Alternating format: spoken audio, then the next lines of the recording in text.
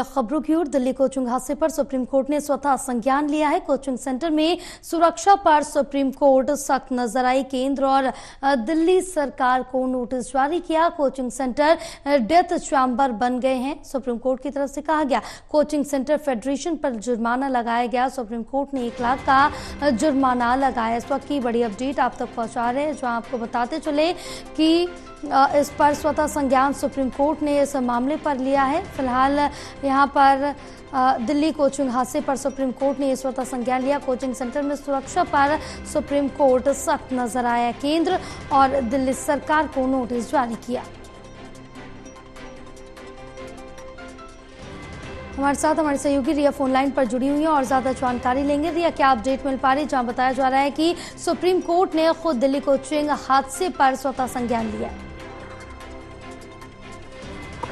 जी बिल्कुल, देखिए जयपाल, जिस तरीके से राजेंद्र नगर का जो हादसा था वो काफी ज्यादा तूल पकड़ रहा था, जिस पर राजनीतिक हलचल बढ़ रही थी और इस बीच में ये भी देखा जा रहा था कि कहीं ना कहीं पर जो हादसा है, हादसे को लेकर किसी भी प्रकार से चाहे कोई भी पार्टी को अपनी जिम्मेदारी को नहीं समझ रही थी, जिसके बाद सुप्रीम कोर्ट ने इस मामले में एक जो बड़ा फैसला है उसको सुनाया है और दिल्ली कोचिंग हादसे पर सुप्रीम कोर्ट ने संज्ञान लेते हुए ये कहा है कि केंद्र और दिल्ली सरकार को नोटिस जारी किया गया है, जिसमें कि कोचिंग सेंटर के अंदर जो डेथ चैम्बर बन गए हैं। सुप्रीम कोर्ट ने कहा है कि दिल्ली में जितने भी कोचिंग सेंटर्स हैं वो एक तरीके से डेथ चैम्बर में कहीं ना कहीं पर बदल चुके हैं और कोचिंग सेंटर फेडरेशन पर भी बड़ा जो जुर्माना है उसे लगाया है। सुप्रीम कोर्ट ने लगभग 1 लाख का जुर्माना जो है इस पूरे मामले पर लगाया है। तो ऐसे में अब कहीं ना कहीं पर ये मामला और भी ज्यादा आप कह सकते हैं कि पेचीदा होता जा रहा है, क्योंकि इस मामले पर जैसे ही हमने देखा था प्रो पार्टियां जो है वो कहीं ना कहीं पर एक दूसरे पर आरोप लगा रही थी और किसी भी तरीके से आगे बढ़कर कोई भी ये कहता नजर नहीं आया कि किस वजह से जो ये हादसा है वो हुआ, या किसी ने भी अपनी जिम्मेदारी को इसमें नहीं समझा। तो कहीं ना कहीं पर सुप्रीम कोर्ट इस फैसले पर पहुंचा और सुप्रीम कोर्ट के माध्यम से इस फैसले पर अब कोचिंग सेंटर फेडरेशन पर बड़ा जो जुर्माना है वो लगाया है और केंद्र और दिल्ली सरकार को नोटिस जो है वो कोर्ट की तरफ सुप्रीम कोर्ट ने लगभग 1 लाख रुपए का जो जुर्माना है इसमें अब लगाया है। तो कहीं ना कहीं पर सुप्रीम कोर्ट का ये कहना है कि दिल्ली लापरवाही के चलते इस तरीके के जितने भी कोचिंग सेंटर्स हैं वो डेथ चैम्बर के रूप में बन गए हैं।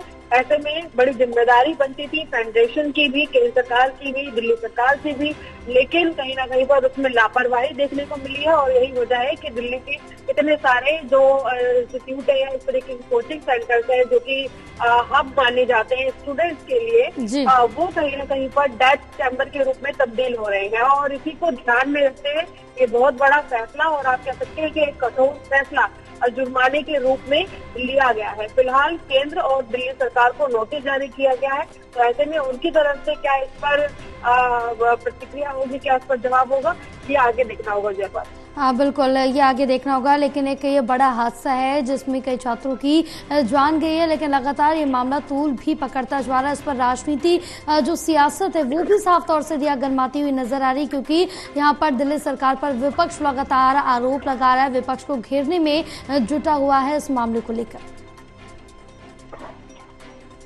जी बिल्कुल, क्योंकि इस मामले में जिस तरीके से विपक्ष ने एमसीडी को घेरा था और एमसीडी के माध्यम से जो कार्रवाई है वो भी कोचिंग सेंटर्स को सील करने को लेकर की गई थी, की जा रही थी, लेकिन उसमें हमने ये भी बीच में कई बार देखा कि सुप्रीम कोर्ट ने पहले फटकार भी लगाई, जिसमें कि एमसीडी को भी फटकार लगाई गई, लेकिन इसके साथ साथ में कोचिंग सेंटर जो फेडरेशन है उसके ऊपर जुर्माना लगाने का मतलब यही है, क्योंकि न सिर्फ एमसीडी को लेकर जो एनओसी जारी की गई है ऐसे कोचिंग सेंटर्स की, बल्कि जो आसपास में आप कहें कि साफ सफाई हो या फिर जो और भी अन्य व्यवस्था होती है कोचिंग सेंटर्स के अंदर, उसमें कहीं ना कहीं पर केंद्र और एमसीडी दोनों का ही दायित्व बनता है।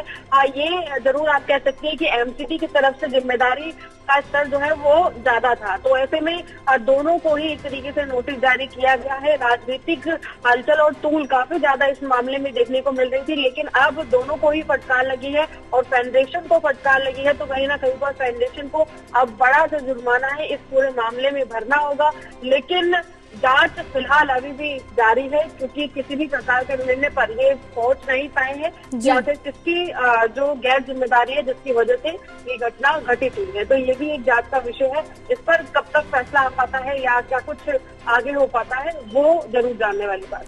बिल्कुल रिया, फिलहाल आप हमारे साथ बने रहिए, आगे भी आपसे जानकारी लेते रहेंगे।